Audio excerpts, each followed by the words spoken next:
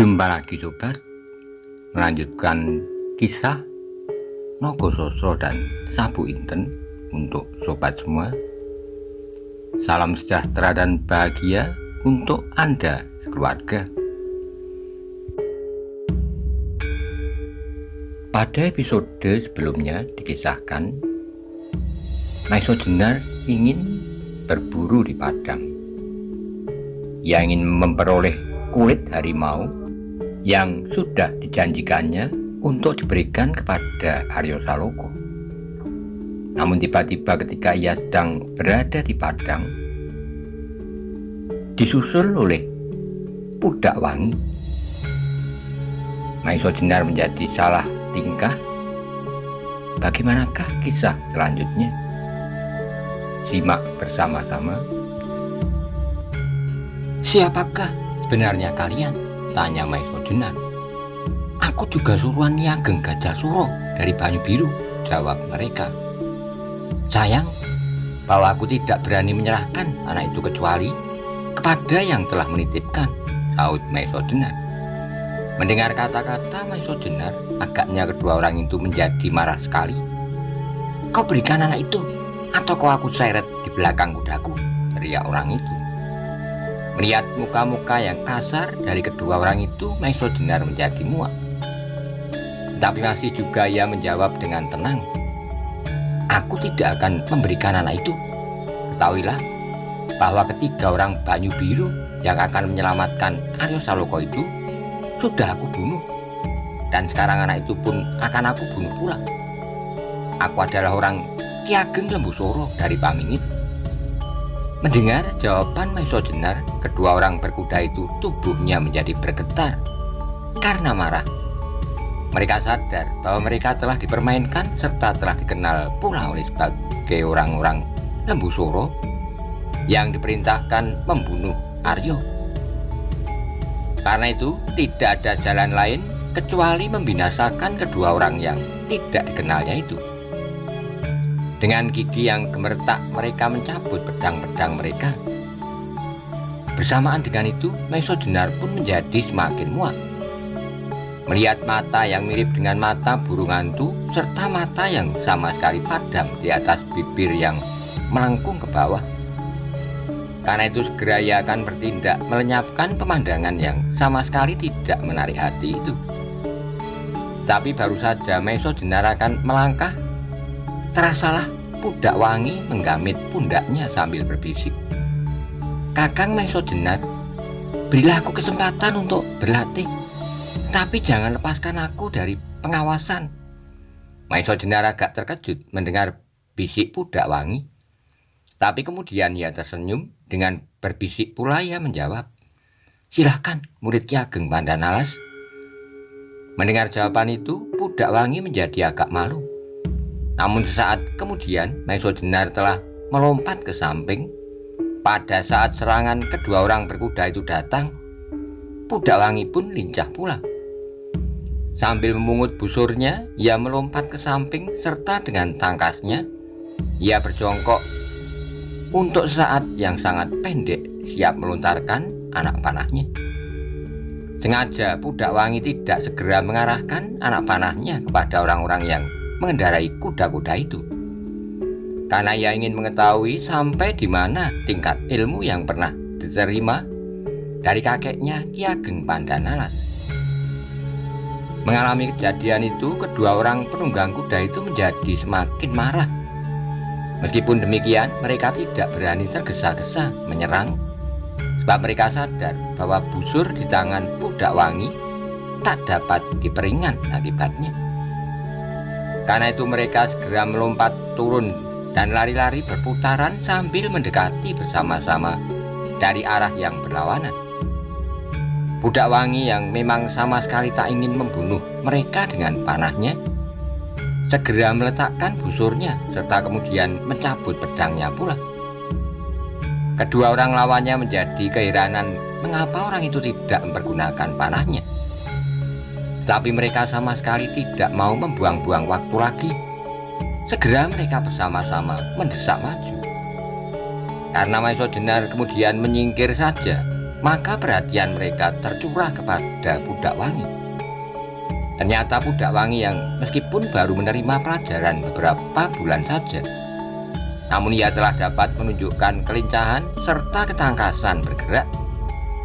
Dengan melingkar dan kemudian meloncat mundur, ia berhasil menghindari kedua serangan yang datang dari arah yang berbeda itu sekaligus. Bahkan demikian kakinya menyentuh tanah, ia segera melompat maju menyerang dengan pedangnya yang tipis, namun tajamnya tiada terkira. Pedang itu dibuat oleh Ki Ageng Pandanalas khusus untuk Pudak Wangi. Meskipun bentuknya tidak ubahnya pedang biasa, namun pedang itu agak lebih ringan. Kedua orang lawan Pudak Wangi terkejut melihat lawannya dapat menghindarkan diri.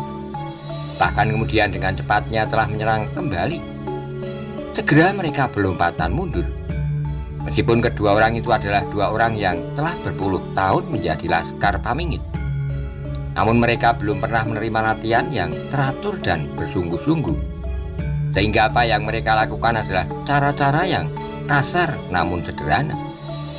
Mereka lebih senang mempergunakan tenaga daripada otak mereka. Karena itu, meskipun melawan dua orang sekaligus, Pudak Wangi dapat melayani mereka dengan baiknya. Meskipun setelah beberapa lama ternyata bahwa kedua orang Pamingit itu bagaimanapun juga telah memiliki pengalaman yang jauh lebih banyak daripada Pudak Wangi, sehingga akhirnya Pudak Wangi perlahan-lahan menjadi agak terdesak. Tetapi bagaimanapun juga Maiso Jenar menjadi keheranan. Agaknya darah Ki Ageng Pandanalas yang mengalir di dalam tubuhnya telah memberinya bekal yang cukup untuk menjadikannya seorang yang perkasa. Baru beberapa bulan yang lalu di hutan Tambak Boyo, seorang gadis hampir membunuh dirinya karena ia dikejar-kejar oleh Joko Soko, dan kemudian setelah gadis itu ditolongnya, telah menjadikan Maiso Jenar hampir gila karena gadis yang ditolongnya itu lenyap. Semuanya itu baru terjadi beberapa bulan yang bagi Maiso Jenar seolah-olah baru kemarin sore. Sekarang Maiso Jenar menyaksikan gadis yang mengubah dirinya menjadi seorang pemuda bernama Pudak Wangi telah dapat melawan dua orang laki-laki yang tubuhnya kuat seperti orang hutan. Dengan otot-otot menjorok di permukaan kulit, bagaimanapun tekunnya Pudak Wangi belajar, serta bagaimanapun sakti guru yang memberinya pelajaran, kalau di dalam tubuh Pudak Wangi tidak tersimpan bakat yang kuat, pasti dalam waktu yang pendek itu pelajaran yang diterimanya belumlah berarti. Tidak demikian dengan Pudak Wangi, tangannya yang memegang pedang itu bergerak dengan cepatnya. Agaknya menjadi ciri dari ilmu pedang Ki Ageng Pandanalas bahwa daun pedang itu nampaknya selalu bergetar sehingga mengaburkan arah geraknya. Untuk melawan ilmu pedang dari Gunung Kidul itu, kedua orang Lembu Soro harus bekerja mati-matian. Mereka mengandalkan kekuatan tenaga mereka, ditambah dengan pengalaman-pengalaman yang mereka dapat puluhan tahun. Meskipun demikian, kadang-kadang nyawa mereka hampir saja disambar oleh pedang Pudak Wangi. Untunglah bahwa Pudak Wangi sangat kurang berpengalaman. Ia belum pernah mengalami perkelahian yang benar-benar dapat mengancam jiwanya maupun jiwa orang lain. Sampai sedemikian jauh, Pudak Wangi baru mengalami latihan-latihan dengan gurunya serta kakak seperguruannya Soroyudo. Karena itu, maka dalam saat-saat yang menentukan, ia menjadi agak ragu. Beberapa kali tampak Pudak Wangi menarik kembali serangannya yang sangat membahayakan jiwa lawan-lawannya. Dengan demikian, maka akhirnya Pudak Wangi berada di dalam kekuasaan lawan-lawannya yang sama sekali tidak tahu diri. Mereka sama sekali tidak peduli bahwa lawannya kadang-kadang tidak sampai hati melukai kulitnya. Bahkan mereka telah mempergunakan kesempatan itu sebaik-baiknya. Meskipun kemudian Pudak Wangi sadar bahwa seharusnya ia tidak ragu-ragu lagi. Namun waktunya telah agak terlambat. Lawan-lawan Pudak Wangi telah berhasil menempatkan diri mereka pada kedudukan yang menentukan. Mengalami hal yang demikian itu, Pudak Wangi menjadi agak bingung. Ia masih belum tahu beberapa kesempatan yang dapat dipergunakan untuk mengatasi keadaan karena kurangnya pengalaman. Maka segera teringatlah Pudak Wangi kepada Maiso Jenar. Dengan sudut matanya ia melihat dalam sepintas Maiso Jenar dengan enaknya duduk di atas rumput sambil melihat perkelahian itu seperti sedang menikmati pertunjukan. Sama sekali tidak ada kesan bahwa Maiso Jenar melihat kesulitan yang sedang dialami Pudak Wangi. Karena itu dengan agak terpaksa Pudak Wangi menjerit, "Kakang Maiso Jenar, sudah puaskah Kakang melihat permainanku?" Mendengar suara Pudak Wangi yang halus nyaring itu, Maiso Jenar tersenyum. Ya sebenarnya melihat kesulitan Pudak Wangi. Tapi karena keadaannya belum terlalu membahayakan, timbullah keinginannya untuk menggoda gadis itu. Ia juga mengerti maksud Pudak Wangi dengan kata-katanya yang sebenarnya memintanya untuk membantu. Namun ia menjawab dengan tertawa pendek, "Belum Adi, permainan Adi bagus sekali. Aku masih ingin menyaksikan berapa lama lagi." Pudak Wangi mendengar jawaban Maiso Jenar menjadi jengkel sekali. Tetapi untuk berterus terang ia pun agak malu-malu. Karena itu sekali lagi ia menjerit, "Aku sudah cukup lama berlatih, Kakang." Sekali lagi Maiso Jenar tersenyum. "Tinggi hati juga gadis ini," katanya dalam hati. Tiba-tiba Maiso Jenar ingin memaksa gadis itu supaya menyatakan permintaan untuk menolongnya. Karena itu ia menjawab, "Latihanmu baru mulai, Adi. Gerak-gerakmu baru sampai pada taraf pemanasan. Aku ingin melihat kalau kau benar-benar sudah menunjukkan kepandaianmu." Mendengar jawaban itu, hati Pudak Wangi menjadi semakin jengkel. Akhirnya ia menjadi sadar bahwa Maiso Jenar sedang mengganggunya. Apalagi ketika itu kedua orang lawan Pudak Wangi yang merasa dirinya direndahkan menjadi bertambah marah. Mereka menyerang semakin garang dan ngetok kekuatan, sehingga akhirnya timbullah jiwa kemanjaan seorang gadis di dalam dada Pudak Wangi. Sekali lagi ia menjerit hampir menangis, "Kakang, baiklah kalau Kakang ingin melihat dadaku terbelah." Dan berbareng dengan itu Pudak Wangi melemparkan pedangnya ke arah salah seorang dari lawannya. Melihat pedang itu melontar ke arahnya, orang itu menjadi terkejut sekali sehingga ia melompat mundur menghindar. Demikian pula yang seorang lagi menjadi tertegun beberapa saat. Tetapi tidak pula kalah terkejutnya adalah Maiso Jenar. Dengan melemparkan pedangnya, Pudak Wangi sama sekali tidak bersenjata lagi. Sedangkan sesaat kemudian, kedua lawannya telah berhasil menguasai diri mereka masing-masing sehingga segera melakukan serangan-serangan mereka kembali. Meskipun demikian, agaknya Pudak Wangi sama sekali sudah tidak menghiraukan lagi. Ia berdiri saja tegak dengan tenangnya menanti ujung-ujung pedang yang mengarah ke dadanya. Melihat peristiwa itu, Maiso Jenar menjadi cemas. Ia dapat mengerti bahwa Pudak Wangi marah kepadanya, kemarahan seorang gadis yang manja. Maiso Jenar mendadak teringat pada saat Roro Wilis akan bunuh diri di hutan Tambak Boyo. Karena itu cepat kilat tangannya kiri dan kanan kedua-duanya meraih dua buah batu sebesar telur ayam. Dengan sekuat tenaganya, kedua batu itu dilemparkan ke arah dua lawan Pudak Wangi berturut-turut. Hasilnya adalah mengerikan sekali. Batu-batu itu tepat mengenai pelipis orang yang berwajah padam seperti mayat. Suaranya gemeretak memecahkan tulang pelipisnya. Tanpa dapat berbuat sesuatu, orang itu jatuh terjerembab untuk tidak bangun lagi.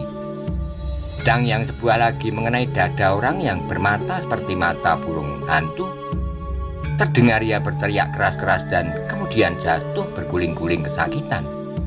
Dari mulutnya memancar darah segar. Tapi beberapa saat kemudian orang itu terdiam untuk selama-lamanya. Melihat kedua peristiwa yang tak disangka-sangka itu, Pudak Wangi terperanjat bukan kepalang, apalagi ketika dilihatnya darah yang mengalir dari luka-luka kedua lawannya. Peristiwa itu adalah suatu peristiwa yang belum pernah disaksikan. Karena itu hatinya ngeri dan ketakutan. Di luar sadarnya maka ia kemudian berlari dan seperti seorang anak kecil, ia menyembunyikan wajahnya ke dada Maiso Jenar. Maiso Jenar adalah seorang yang sudah berpuluh kali melihat darah mengalir. Tapi ketika tiba-tiba Pudak Wangi berlari ke arahnya dan kemudian menangis terisak-isak, Maiso Jenar kemudian seperti terpaku di atas tanah. Jantungnya berdebaran dan darahnya seolah-olah membeku. Untuk beberapa saat mulutnya terkunci rapat-rapat dan seolah-olah seluruh persenjataannya mati terkunci. Baru beberapa saat kemudian Pudak Wangi sadar akan dirinya. Karena itu dengan penuh malu-malu sebagai lazimnya seorang gadis, ia perlahan-lahan menarik dirinya dan selangkah demi selangkah ia menjauhi Maiso Jenar. Tetapi untuk beberapa lama Maiso Jenar masih diam mematung. Ditatapnya wajah Pudak Wangi yang tunduk itu dengan jantung yang bergelora. Baru kemudian ketika Pudak Wangi menjatuhkan dirinya di atas rumput-rumput kering, Maiso Jenar merasa seolah-olah terbangun dan dari sebuah mimpi yang indah. Tapi bagaimanapun Maiso Jenar hampir tidak pernah bergaul dengan gadis-gadis. Meskipun yang duduk di hadapannya itu menurut wujudnya adalah seorang pemuda, namun hatinya melihat bahwa ia adalah seorang gadis. Karena itu untuk beberapa lama Maiso Jenar masih diam termangu-mangu. Tetapi kemudian perlahan-lahan Maiso Jenar maju juga mendekati Pudak Wangi yang masih terisak-isak menahan tangis. Melihat Pudak Wangi menangis, Maiso Jenar merasa bahwa ia bersalah. Tapi sebenarnya maksudnya adalah bergurau. Maka ingin rasanya ia minta maaf kepada gadis itu. Setelah ia dekat berdiri di belakang Pudak Wangi, berkatalah Maiso Jenar, "Wilis, aku minta maaf." Mendengar namanya disebut, dada Pudak Wangi tiba-tiba terasa sesak.